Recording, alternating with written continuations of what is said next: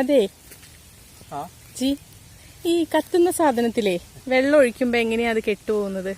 Okay, നമ്മളൊരു സാധനം കത്തുകയാണെന്ന് വിചാരിച്ചു കഴിഞ്ഞാലേ, ഉദാഹരണത്തിന് ഈ വിറകാണെന്ന് വിചാരിച്ചു.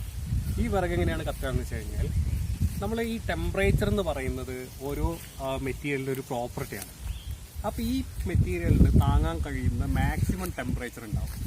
ആ ടെമ്പറേച്ചറിൻ്റെ മുകളിലേക്ക് ഈ ഒബ്ജക്റ്റിൻ്റെ, ഈ പാർട്ടിക്കിളിൻ്റെ ടെമ്പറേച്ചർ കൂടിക്കഴിഞ്ഞാൽ ഇത് കത്താൻ സ്റ്റാർട്ട് ചെയ്യും. ഓക്കെ, പക്ഷേ ആ ടെമ്പറേച്ചർ മാത്രം കൂടിയാൽ കത്തില്ല. ഇതിൽ എന്ത് വേണമെന്ന് വെച്ച് കഴിഞ്ഞാൽ ഓക്സിജൻ്റെ സപ്പോർട്ട് കൂടെ വേണം. സോ ഓക്സിജൻ ഉണ്ടെങ്കിൽ മാത്രമേ ഒരു ഒബ്ജക്റ്റ് കത്താൻ തുടങ്ങുകയുള്ളൂ. അപ്പോൾ നമ്മൾ ഈ വെള്ളം ഒഴിക്കുന്ന സമയത്ത് എന്താവും, ഉദാഹരണത്തിന് ഇത് കത്തുകയാണെന്ന് വിചാരിച്ചോ, ഇതിന് മുകളിൽ നമ്മൾ വെള്ളം ഒഴിച്ച് കഴിഞ്ഞാൽ ഈ ഒബ്ജക്റ്റിൻ്റെ ടെമ്പറേച്ചർ എന്ത് ചെയ്യും, വാട്ടർ വലിച്ചെടുക്കും, വെള്ളം വലിച്ചെടുക്കും.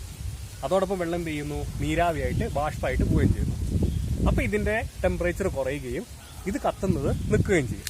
എന്നാൽ അത് മാത്രമല്ല കാരണം, മറ്റൊരു കാരണം കൂടെ ഉണ്ട്. ഞാൻ ഓൾറെഡി പറഞ്ഞു, ഈ ഒബ്ജക്റ്റ് കത്തണമെങ്കിൽ, ഇത് നല്ല ഏത് ഒബ്ജക്റ്റ് കത്തണമെങ്കിലും നമുക്ക് അവിടെ എന്ത് വേണം, ഓക്സിജന്റെ സഹായം വേണം. അപ്പോൾ ഓക്സിജന്റെ പ്രസൻസിൽ മാത്രമേ കത്തുകയുള്ളൂ.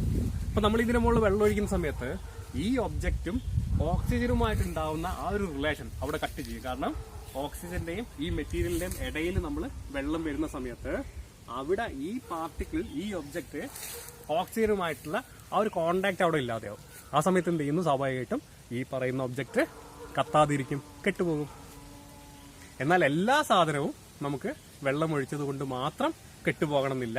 ഇതിന് വിപരീതമായിട്ട് സംഭവിക്കുന്ന ചില കേസസ് ഉണ്ട്. വെള്ളം ഒഴിച്ചു കഴിഞ്ഞാൽ അതെന്താണെന്നുള്ളത് നമുക്ക് നിങ്ങൾ പറഞ്ഞേ എന്തുകൊണ്ടായിരിക്കും എന്നുള്ളത് ഒന്ന് ആലോചിച്ച് നോക്കിയേ.